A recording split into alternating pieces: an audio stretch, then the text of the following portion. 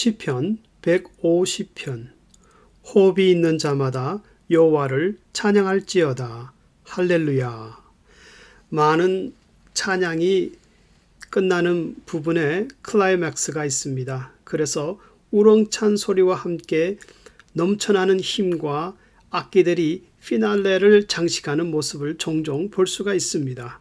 예를 들어서 핸델의 오라토리오, 메시아 같은 경우도 마지막에는 할렐루야로 계속 이어지면서 전능하신 하나님을 찬양하라고 외치면서 힘있게 마칩니다. 본 시편도 이처럼 시편을 마무리 짓는 클라이막스입니다. 그래서 찬송할 장소도 총동원이 되고 악기들도 총동원이 되고 찬송할 자들도 총동원이 되어서 찬양하라고 명령하고 있습니다. 그래서 1절을 보면은 성소에서, 즉 성전뿐만 아니라 하나님이 임재하시고 역사하시는 땅 위의 모든 장소에서, 그리고 권능의 궁창에서, 즉 천국뿐만 아니라 하나님의 주권이 미치는 모든 장소에서 찬양하라고 말씀합니다. 다시 말하면 하나님이 계신 곳은 어디서나 항상 찬양이 드려져야 한다는 것입니다. 그런데 성도들의 마음속에도 하나님이 항상 계신데 만약 찬송이 없다면 그 순간은 성도로서의 본질을 잊고 사는 순간일 것입니다. 한 번은 코리 텐붐 여사가 호주 시드니 공항에서 깜빡 짐을 싣지 않고 비행기를 탄 적이 있었습니다. 그러나 2시간이 지난 후에야 그 사실을 알게 되었습니다. 그 짐 속에는 자신의 중요한 재산과 기록들이 다 들어 있었는데 승무원에게 당장 그 짐을 찾아서 실어야 한다고 간절히 부탁하였지만 그러나 나흘 후에나 되돌려 받을 수 있다 하며 거절을 당하였습니다. 하지만 그 순간에도 코리 여사는 하나님께 감사하며 찬송하기 시작했습니다.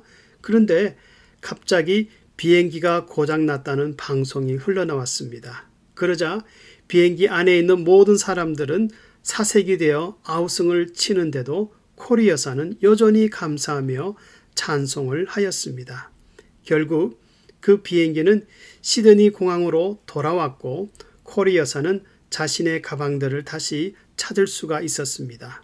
그러자 한 유대인이 질문하기를 다른 사람들은 사색이 되어서 다 아우성을 치는데 어떻게 당신만은 그런 순간에도 감사하며 찬송을 할 수가 있었습니까?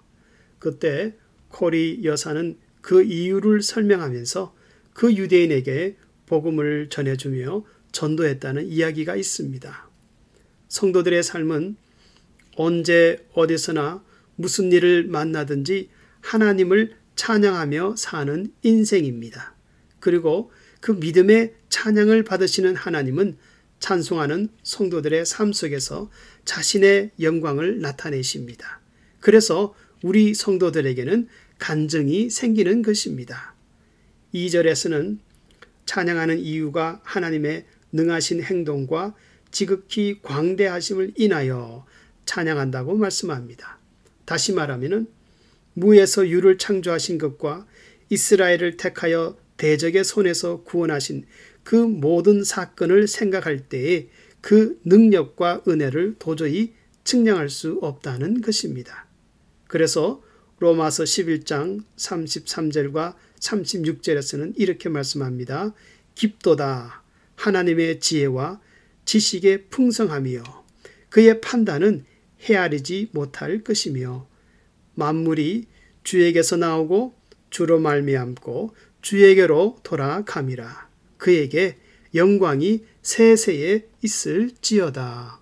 그런데 이러한 하나님의 측량할 수 없는 역사는 지금도 우리 성도들에게 계속되고 있습니다. 그러므로 요한복음 14장 14절에서는 내 이름으로 무엇이든지 내게 구하면 I will do it. 내가 행하리라 하고 예수님이 약속하고 있는 것입니다. 그 다음은 찬양에 동원된 악기들을 보면은 관악기, 입으로 부는 나팔과 퉁소, 그리고 현악기, 줄로 된 비파와 수금, 그리고 타악기, 손으로 치는 소고와 심벌즈, 재금을 3절에서 5절에 말씀하고 있습니다. 그런데 여기 악기 중에는 생기 있고 즐거운 소리가 나는 것도 있지만은 반대로 현악기 같이 우울하고 슬픔에 잠기는 것도 있는데 그것도 함께 연주하라고 말씀합니다.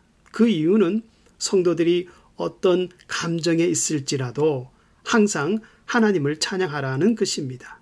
그리고 악기를 다 동원하는 가운데 음악의 중요성을 강조하면서 단순히 악기만이 아니라 암시된 아름다운 조화는 무엇보다도 마음과 성품과 힘을 다해 신령한 노래를 불러야 진정한 찬송이 됨을 말씀하고 있습니다. 이러한 강조는 성경 전체에서 나타나는 말씀인데 하나님을 사랑하는 자는 전인격적으로 100% 사랑하는 마음으로 행하라는 것입니다. 마지막으로 6절에서는 호흡이 있는 자마다 여호와를 찬양하라고 말씀하는데 이는 호흡이 있는 모든 피조물 또는 호흡이 다 할 때까지 하나님을 찬양하라는 것입니다. 특히 인간은 영혼을 가진 존재로서 영어로 찬양할 때 그 소리는 어떤 악기의 소리와도 비교가 되지 않습니다. 그래서 히브리서 13장 15절에서는 예수의 이름으로 찬양하는 이러한 영혼의 찬송을 찬미의 제사, 즉 하나님께 드려지는 예배라고 말씀하고 있습니다. 또한 마지막 절 6절에 대한 유대학자들의 의미 있는 해석은 6절은 히브리 알파벳 카프로 시작하는데 이것은 22개의 알파벳 중에서 제일 중간에 위치한 11번째입니다. 그래서 이 카프는 상징적으로 사람 몸의 심장 또는 인간 존재의 중심이라는 의미를 갖고 있는데 이것은 찬양에 있어서도 성도들이 하나님을 입술로만 찬양하는 것이 아니라 항상 그 중심이 되는 영혼이 찬양해야 한다고 가르쳐주고 있습니다. 성도님들은 어떤 형편에 있든지 자신의 영혼이 하나님을 찬송하십니까? 호흡이 있는 자마다 여호와를 찬양할지어다. 할렐루야. 시편 전체를 한마디로 표현한다면 할렐루야입니다. 이는 성도들이 무슨 일을 당하여도 하나님이 나의 하나님이 되어 주신다는 그 은혜가 너무나 크고 감사하기 때문입니다. 그래서 한 문장이 마칠 때마다 점을 찍듯이 우리 성도들의 인생도 마칠 때는 할렐루야로 점을 찍을 수 있어야 할 것입니다.